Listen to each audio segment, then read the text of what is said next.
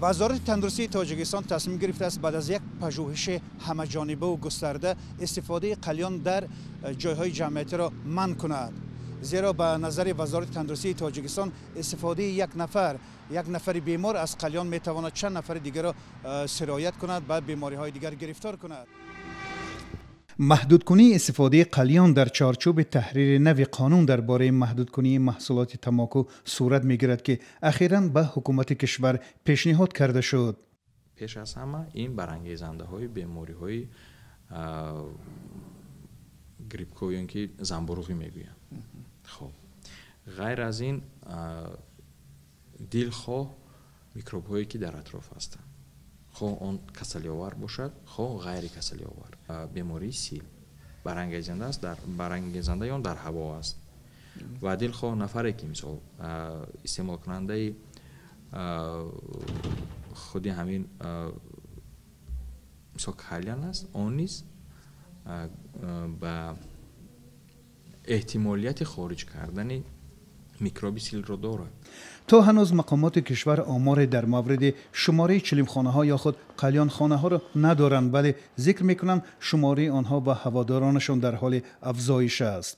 قلیان خانه های دوشنبه در نیمه دوم روز یا عمدتاً شام فعال میشوند.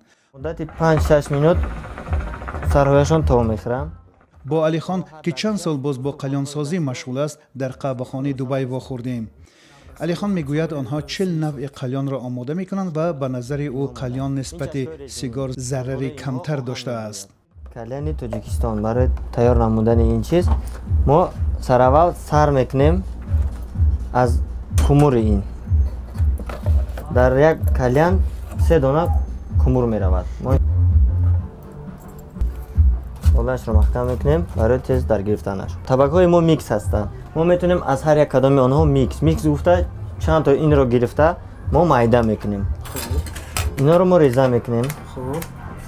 ما در درون این جا میکنیم اینها رو با یک ذره. در این میشود آب دوخته برای کشیدن. نیکوتین طبقه میکشه این چیز. با ممکن است که شیر قطعی، ممکن است نوشیدنی اسپرینی.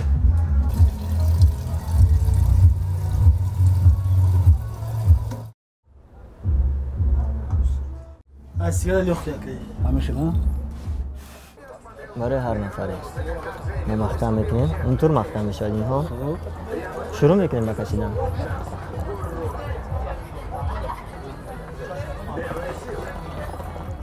بار اول است که از چلم یا که قلیان استفاده میکنم، ولی این رو هم باید بگم که تا حال حاضر من سیگارت نکشیدم، ناس نکشیدم. حالا که ببینم که چه حالتی به من رخ میده.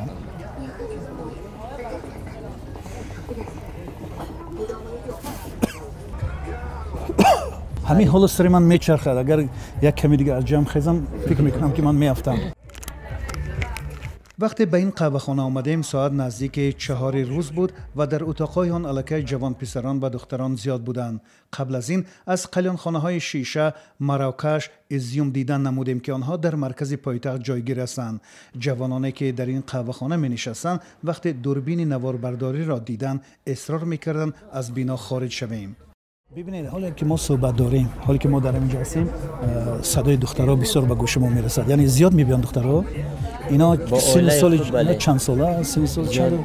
زیاده از 18-19 از 18 بالا هستند. 19-20 کلان سالها نیز میآیند. ولی بیشتر میبینن.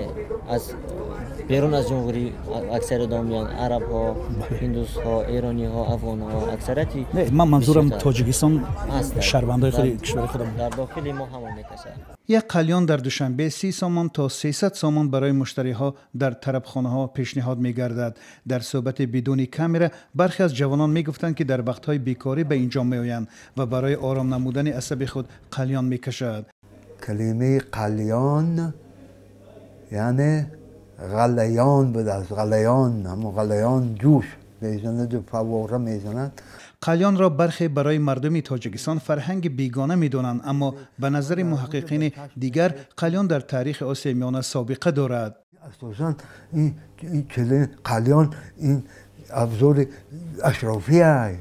این قلیان کشا اشرافا میکشیدن، هر گونه آدم عادی به این سر کار ندارن. در فرهنگ ما بود این چیز تا انقلاب بود، ولیکن انقلاب اکتبر این چیزا رو غمش قیچ کرد بست. ظرف‌های قلیان را در مغازه‌های دوشنبه پیدا کردن ممکن است. آن را بیشتر از چین و امارات دبی می‌آورند. نرخ ظرف قلیان از 200 تا 1000 سامانی ارزش دارد. یک بسته تماکی که معمولاً از خارج کشور وارد می‌شود، از روی مشاهده ما از 15 تا 100 سامانی فروخته می‌شوند. تماکی قلیان از آمیخته خشک میوه و هر گونه خوشبوی کننده‌ها عبارت است. طرح قانون جدید که برای بررسی به پارلمان از جانب وزارت تندرستی پیشنهاد شده است، استفاده قلیان را در جای‌های جمعیتی و ترغیب آن را منع می‌کند. این معنی آن را دارد که علی خان تأثیر آن را به درآمد خود احساس می‌کند و هزارها هواداران قلیان پایشان از طرفخانه‌ها کنده می‌شود.